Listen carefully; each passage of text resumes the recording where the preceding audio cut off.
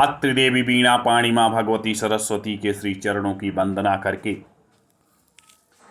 गुरुजनों के श्री चरणों में प्रणाम करके आप समस्त सुधीजन एवं जिज्ञासुओं को सादर नमस्कार करके आज के इस व्याख्यान में संधि प्रकरण के अंतर्गत शुद्ध्युपास्य की सिद्धि में प्रयुक्त संयोगान्तस्य लोपः इस सूत्र का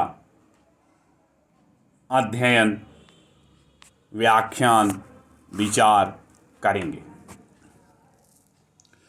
तो सूत्र को ठीक प्रकार से समझने के लिए सूत्र के प्रत्येक पद पर कौन सी विभक्ति है, इसका ज्ञान होना परम आवश्यक है। संयोगान्तस्य यह जो पद है इसमें षष्ठी विभक्ति है, लोपः इसमें प्रथमा विभक्ति है। उसके साथ ही अधिकार किसका है? पदस्य और पूर्वत्रा सिद्धम, इन दोनों सूत्रों का अधिकार है। सूत्र का अर्थ क्या है? सूत्र का अर्थ है यस्य पदस्य अन्ते संयोगः विद्यते तस्य पदस्य अंतिम वर्णस्य लोपः भवति। यह कहा, जिस पद के अंत में संयोग की विद्यमानता होती है उस पद के अंतिम वर्ण का लोप होता है। यही यह सूत्र कहता है। इसको और अधिक स्पष्ट करने के लिए हमें संयोग इस पद पर विचार करना होगा। महर्षि पाणिनि के अनुसार संयोग एक संज्ञा है, क्योंकि महर्षि पाणिनि ने प्रथम अध्याय के प्रथम पाद का 7वां जो सूत्र है उसमें लिखा है, हलो अनंतराः संयोगः। अनंतराः न विद्यते अंतरम येषां ते अनंतराः। जिसके बीच में किसी भी प्रकार का, किसके बीच में, यह भी जानना आवश्यक है। दो व्यंजनों के मध्य, दो व्यंजनों के बीच में बिना स्वर एवं विराम के व्यवधान के उनका उच्चारण किया जाता है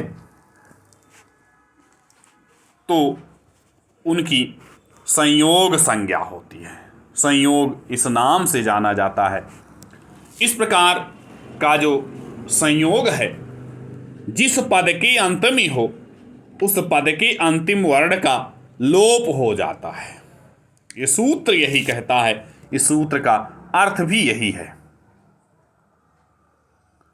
द्वयोः व्यंजनयोः स्वरस्य विरामस्य व्यवधानं विना कृतम् उच्चारणं संयोगः नाम न ज्ञायते। एतादृशः संयोगः यस्य पदस्य अन्ते विद्यते तस्य पदस्य अंतिम वर्णस्य इत्युक्ते संयोगस्य अंतिम वर्णस्य प्रकृतसूत्रेण लोपः भवति। इस सूत्र के द्वारा इस प्रकार का जो संयोग है उसके अंतिम वर्ण का लोप प्राप्त होता है। इस बात को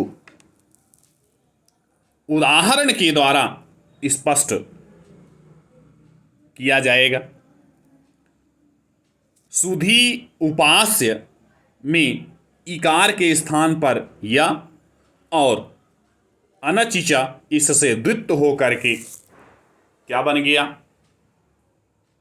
धा, धा और या। तो यहां पर इस प्रस्तुत उदाहरण में संयुक्त जो वर्ण है वह धा और या और धा।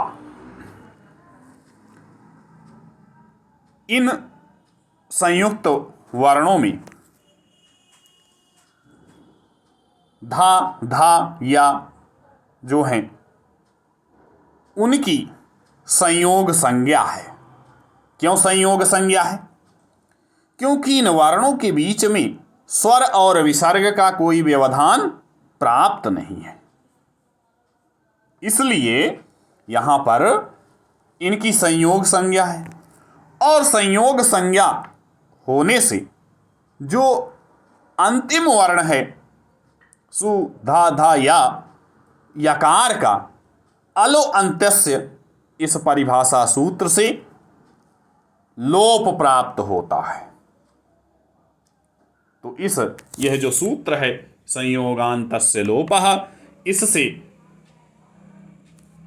संयोग जो वर्ण है, जो संयुक्त वर्ण है, उनका लोप होता है, यह समझना चाहिए। तो यह सूत्र जो है उदाहरण के साथ और उदाहरण का स्पष्टीकरण के साथ पूर्ण होता है। इसका व्याख्यान इसी के साथ आप समस्त सुधीजनों को सादर नमस्कार